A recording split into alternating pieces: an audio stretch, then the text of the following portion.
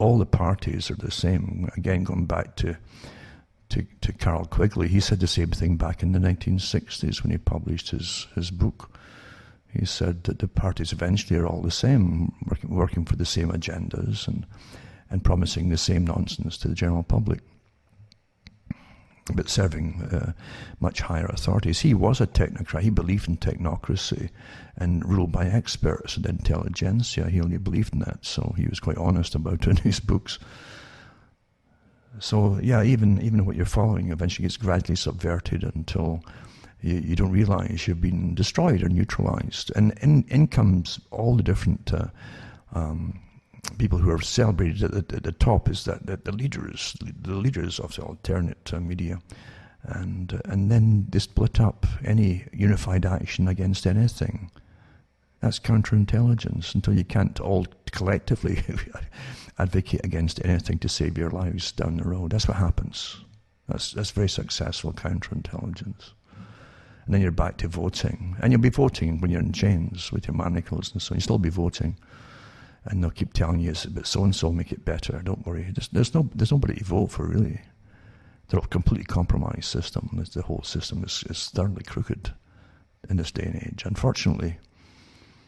And it's up to the public to start demanding from governments the fact that they don't just get rights back. They can't take rights from you, remember that. So you have to just start using your rights and asserting natural power once again. That's the only way you can do it. Or you're really doomed. And it really is. If you acquiesce and you go backwards one step, you do the second step, and before you know it, you're walking backwards. And they never give up. That's the technique that's been used. The behaviorists have gone on, I've prattled on about this for years. They're employed to do this kind of stuff. And here we are. They're all pushing it forward now. So you can help me, as I say, take along. Go into cuttingthroughmedia.com and I'll look at my site there. And you can find out how to help me take along too and keep going.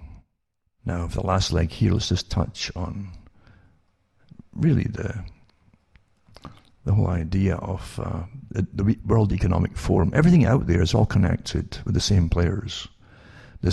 Remember, Quigley again said that the new system will be run by CEOs of international corporations. He also included the medical industry. And you're seeing it openly today. And they'll be the new feudal overlords. The new system will be a feudal system, but feudal overlords will be CEOs of corporations. And that's where we are now, isn't it? And you got to where you liked it or not. You weren't asked about it. You never are. You never will be asked about anything that you really, really need to know or to have an input in. So the World Economic Forum, I always say backwards, it's the FEW, it's for the few.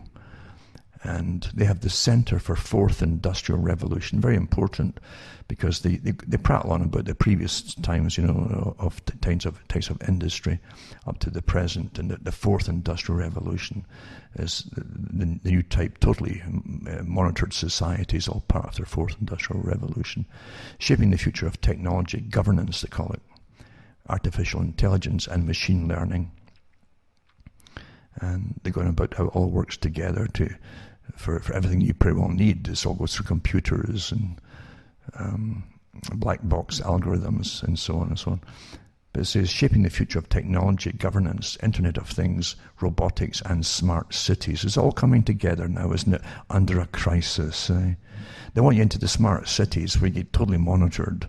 At the same time, if you want to catch something or some disease, I gave this talk years ago, you don't want to be in the cities, because if they release something inadvertently or whatever, accidentally or intentionally, then it's going to sweep right through a city. You're all packed together. Look at New York. So Internet of Things, robotics and smart cities. But they don't want you driving around. They want you completely locked down your area. So we're more connected devices in the world today than there are humans, blah, blah, blah, blah, blah, Internet of Things, yada, yada, yada. And then they go into the shaping the future of technology, governance, blockchain and distributed ledger technology. How wonderful it'll all be. And this is the World Economic Forum, remember. The same everybody we've mentioned tonight is a member of it. Shaping the future of technology, governance, data policy, and data is the oxygen that fuels the fire of the Fourth Industrial Revolution. More data has been generated than ever before, with the global volume of data predicted to double between 2018 and 2022, and then double again between 2022 and 2025.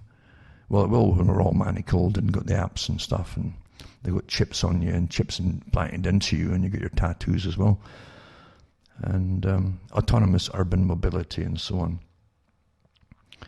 Because obviously they're going to start, you understand how many car companies are closing down at the present time and have done for the last few weeks. How much of the Agenda 21 is and the agenda is for the whole 21st century. That's what it means, Agenda 21. Right? For the whole 21st century. Everything is all sectioned into 20, 30 year periods, or even 15-year periods. Different parts of it to be completed, but all of them must be completed by the end of this century, and including the fact that no privately owned cars at all. Well, they're all on board with it too at the World Economic Forum. Do you vote for this organization? No, you don't. No. Do they ask you? No, you don't. But they dictate to you, and they dictate to governments, and so on and so on. It's just amazing, isn't it?